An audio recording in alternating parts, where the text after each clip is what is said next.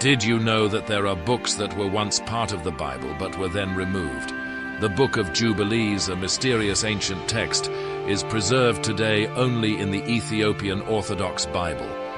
This book claims to bring us hidden stories, filling in gaps in sacred history and unveiling a deeper perspective on God's plan. Yet with 50 chapters filled with mysteries, the Book of Jubilees has been banned from circulation in most Christian communities, deemed too sensitive to be considered canonical revelation. So what caused this book to be rejected and excluded from the Christian Bible?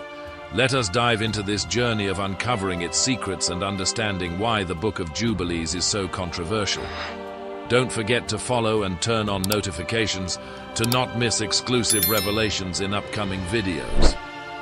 The Book of Jubilees originates from an ancient era, believed to have emerged around the 2nd century B.C. Researchers suggest that it may have been written by Jewish scholars of the Essenes, an ancient religious community known for their secluded and deeply spiritual lifestyle. The book appeared in the Near Eastern region, possibly in Judea, where groups of scholars endeavored to document what they believed to be divine revelation. What's intriguing is that the Book of Jubilees is written as direct conversations between God and an angel, unveiling stages of creation, cycles of time, and sacred ordinances. Due to this uniqueness, the book was once regarded as a valuable resource by some communities, yet it caused unease in other Christian circles, leading to its eventual exclusion. The Book of Jubilees does not merely retell the story of creation that we know from Genesis.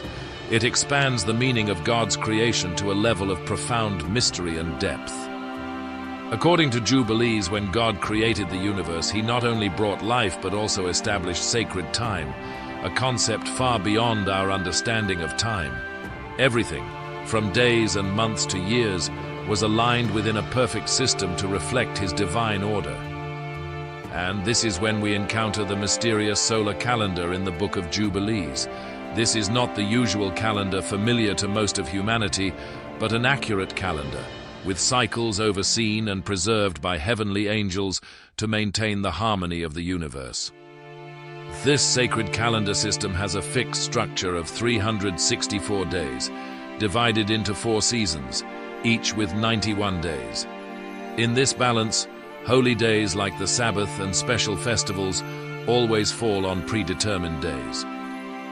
When we read Genesis, the story begins with the formation of the earth, but the Book of Jubilees paints a broader picture. According to Jubilees, on the first day of creation, before the world took shape, God created the angels.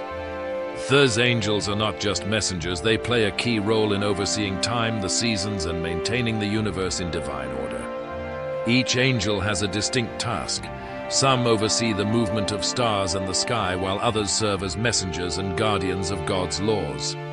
The Book of Jubilees emphasizes that these angels not only observe but also uphold cosmic order, ensuring that the sun, moon, and stars move according to the orbits set by God.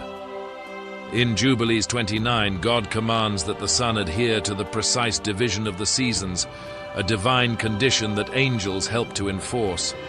According to Jubilees, when humanity strays from this time system, the sacred structure is disrupted and chaos prevails. This is a central theme throughout the book. One of the most controversial aspects of the Book of Jubilees is its stance that humanity should follow the solar calendar, not the lunar calendar, which many ancient cultures, including the Israelites, observed.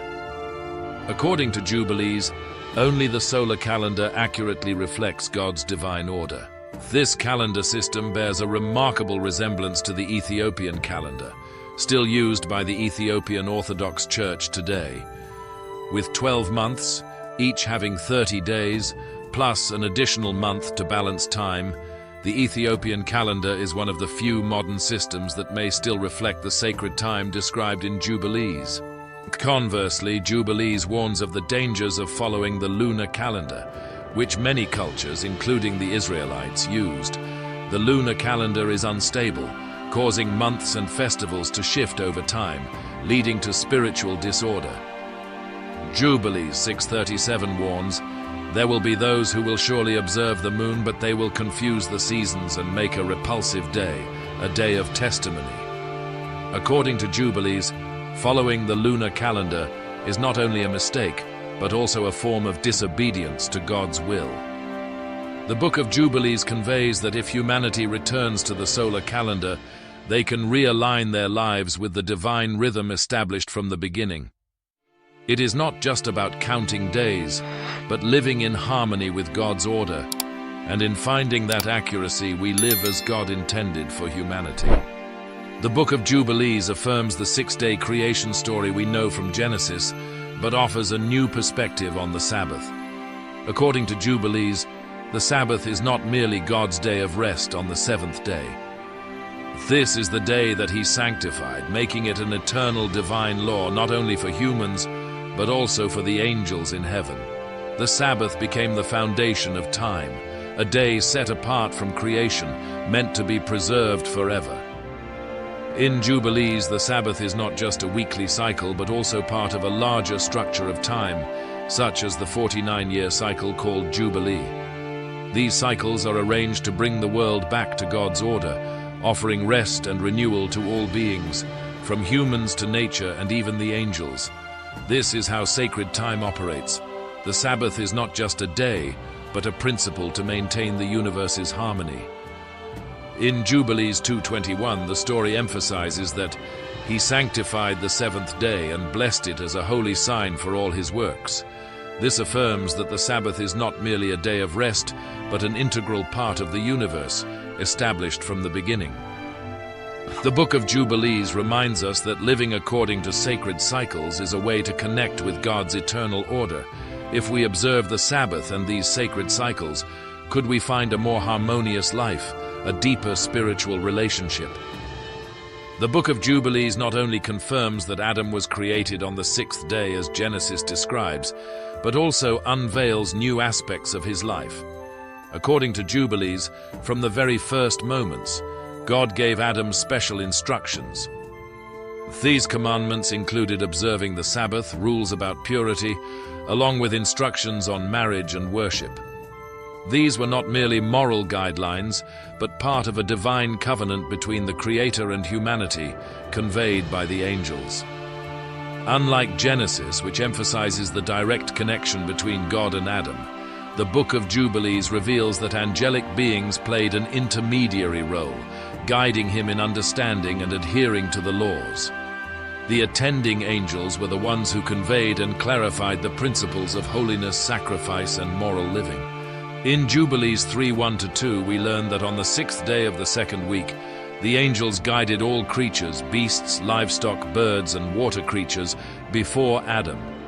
The presence of angels not only reinforced God's laws, but also demonstrated their role and order within the divine world. Interestingly, according to the Book of Jubilees, these divine regulations did not start with Moses and the Ten Commandments, but were handed down through the angels from the time of Adam, demonstrating the eternal nature of this covenant. Regarding the ancient commandments passed down from the beginning of creation, the Book of Jubilees expands on the story of Cain and Abel after the fall of Adam and Eve. Genesis tells us that Cain killed Abel, but Jubilees adds details, considering this act as the first major violation of God's law and a crime with profound consequences for all humanity. This was not merely Cain's personal mistake, but the beginning of a spiritual fracture that future generations would face. When Cain was exiled, the hope for a righteous lineage was maintained through Seth, Adam's third son. In Jubilees, Seth symbolizes righteousness, guided by angels to follow the divine laws handed down from God. Thus, Seth became the foundation for future generations, including Noah, to continue the covenant with the Creator. The story of Noah and the Great Flood is deeply ingrained in humanity through Genesis, but the Book of Jubilees provides a different perspective on what truly happened before and after this cataclysm. Before the flood, Jubilees describes the corruption of the world, with the Nephilim, offspring of fallen angels and human women, playing a central role. The Nephilim not only spread wickedness but also disrupted the very order of nature. According to Jubilees 5:2, all flesh had corrupted its way. from humans to beasts, livestock, birds, and even sea creatures. All deviated from the order God established, leading to a world immersed in chaos and violence. These giants, born from forbidden unions, began to devour one another, a chilling detail absent from Genesis. The tragedy of the Nephilim was not limited to personal sin.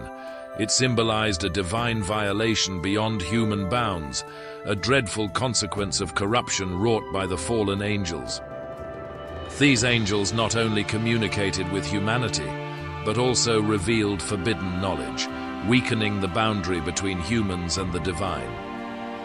The Book of Enoch, another text excluded from the canonical Bible, provides further context, describing how the angel Azazel taught humans to craft weapons and adorn themselves, leading to widespread conflict and vanity.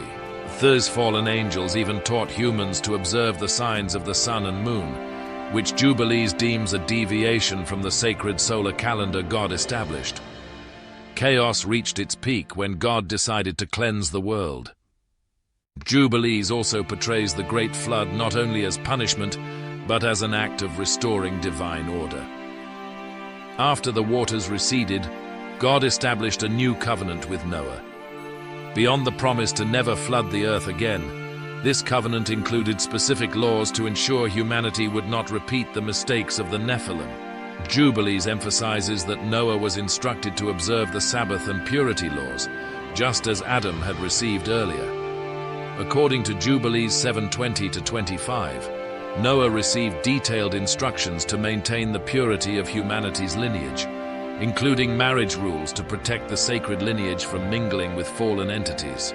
The laws of sacrifice were also an important part of this covenant. Before the Mosaic law, Jubilees describes Noah offering burnt sacrifices on an altar, with specific rules on how to present offerings to keep the purity of heart and body. This laid the foundation for the sacrificial laws later observed by the people of Israel, where each action is linked to a commitment to righteousness and harmony with God.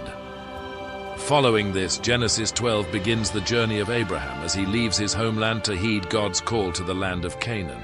However, the Book of Jubilees expands on the background, recounting Abraham's youth in a family devoted to idol worship. Abraham's father Terah was devoted to idols, a detail that Jubilees highlights as Abraham opposed his father's beliefs. "Father, tell me which God you worship," he asked, then burned the idols in their home and fled into the wilderness to express his sole loyalty to God. Jubilees 11:16-17. The image of a young Abraham standing against idol worship creates a vivid portrayal of his loyalty to God, laying the foundation for his mission to become the patriarch of the chosen people. One unique aspect of Jubilees is its assertion that Abraham observed divine laws long before Moses' time. Although Genesis mentions little beyond circumcision in Genesis 17, Jubilees describes Abraham keeping the Sabbath and adhering to sacrificial and purification rules, laws that would later be given to Moses. According to Jubilees 12:25, Abraham learned these things from an angel. He was taught by the angels about what was written on the heavenly tablets. This implies that these laws were handed down from the time of Adam, and Abraham observed them as part of his covenant with God. The story of Abraham's circumcision, presented in Genesis 17, is a significant sign of the covenant. However, Jubilees describes this act not merely as a symbol, but as a cosmic rule that has existed since God created the universe. And this law is for all generations forever. No circumcising of days and no passing over a day of the 8 days, for it is an everlasting ordinance enacted and written on the heavenly tablets. Jubilees 15:25. Thus, Abraham's act of circumcision was not merely obedience but an alignment with the divine order governing both heaven and earth. Another pivotal moment in Abraham's journey of faith is the event where he was willing to offer his son, Isaac, in Genesis 22. Jubilees adds that this test was not merely between Abraham and God, but part of a larger spiritual battle. The angel master, a figure symbolizing evil, suggested this test to God, hoping that Abraham would fail.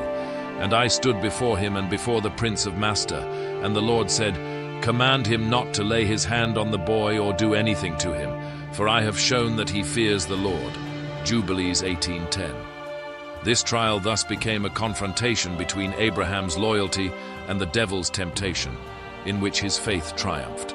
Regarding the story of Jacob and Esau, Jubilees provides a prophetic depth, indicating that from birth Jacob was destined to inherit the covenant, while Esau would stray from God's divine order.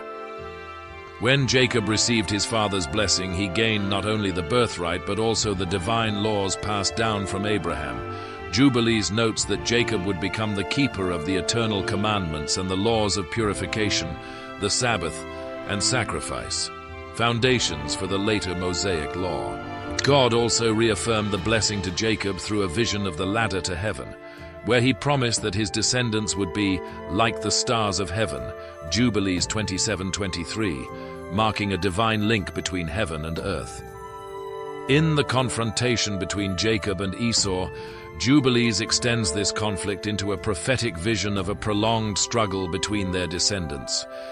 Esau is not only the elder who lost the birthright, but also represents a rebellious lineage, consistently opposed to God's chosen people.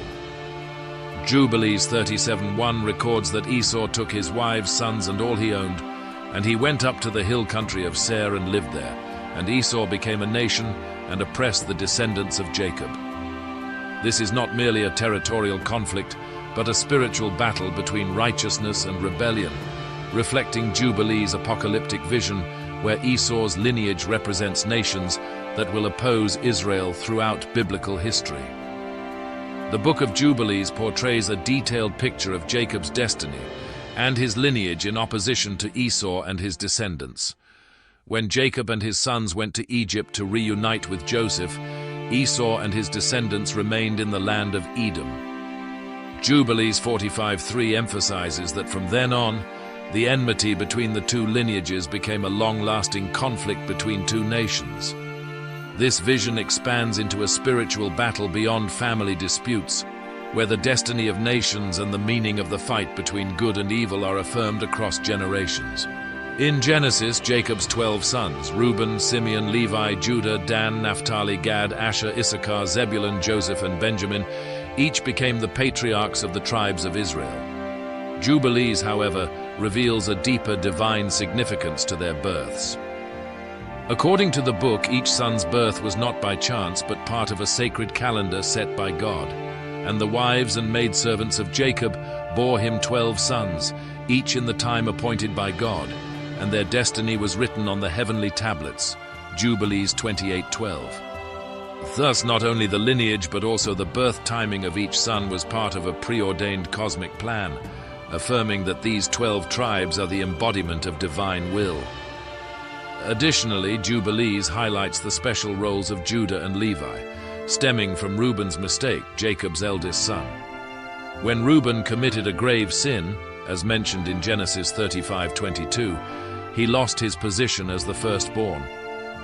Jubilees explains that Reuben's sin was not merely a personal wrongdoing, but a violation of the ancient divine laws, significantly impacting the family's order.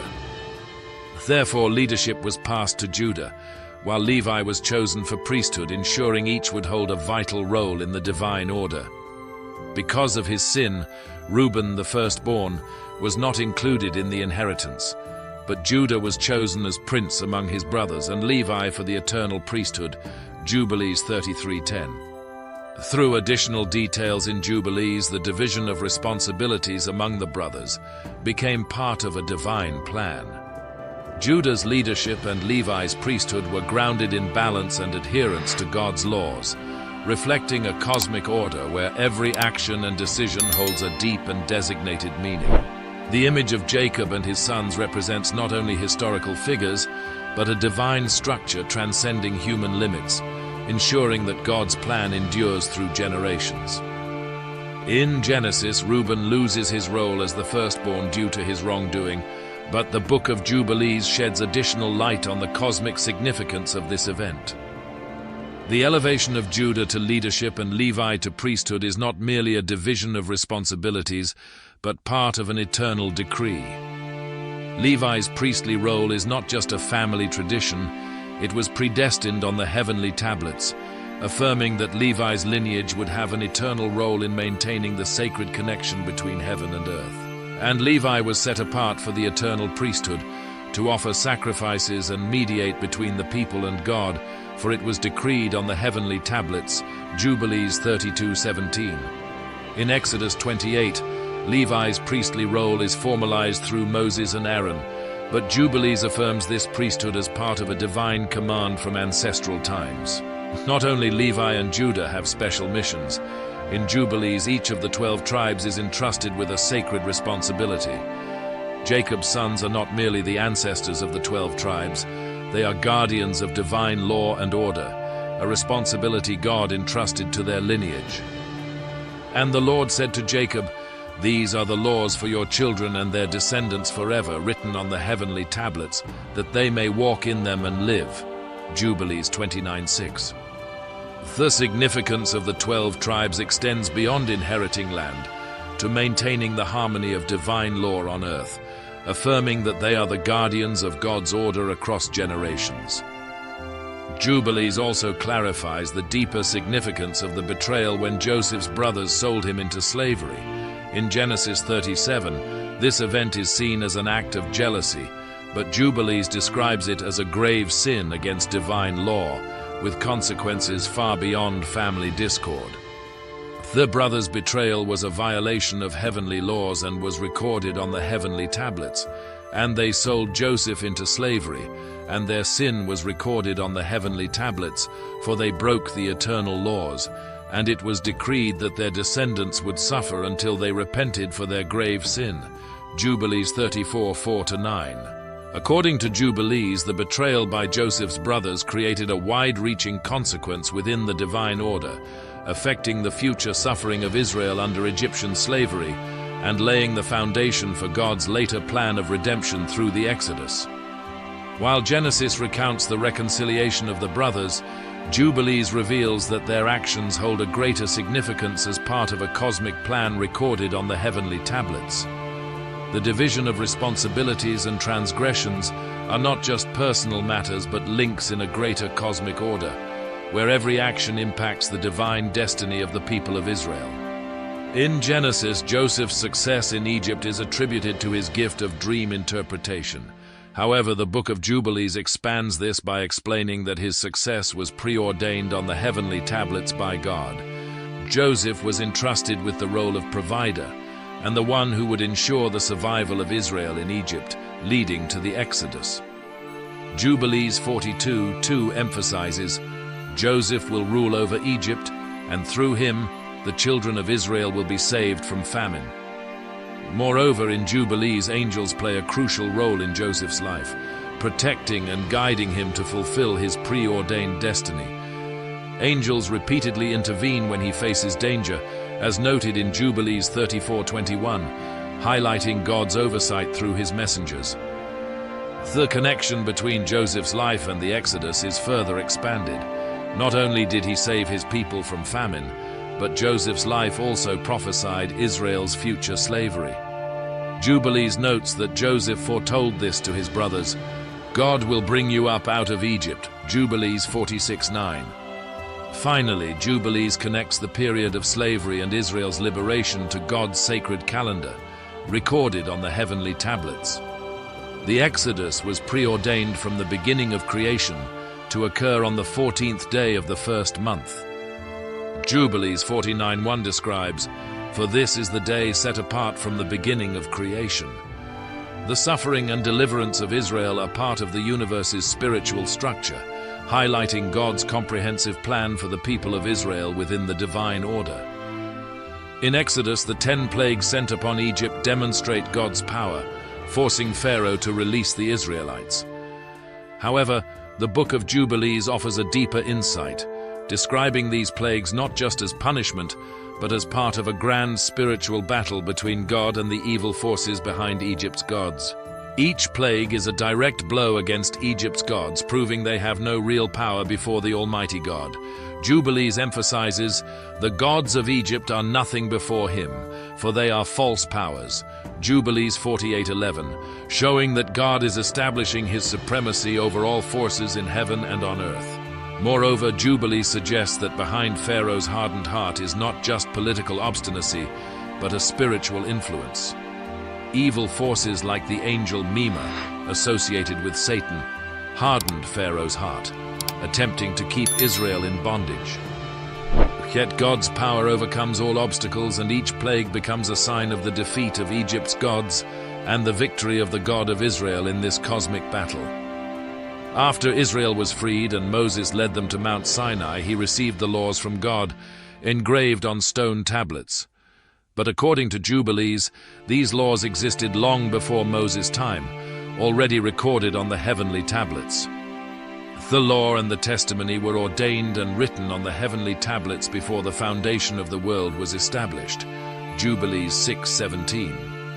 This concept of cosmic laws shows that these rules were not just given to the Israelites, but are part of a divine order applying to both angels and humans.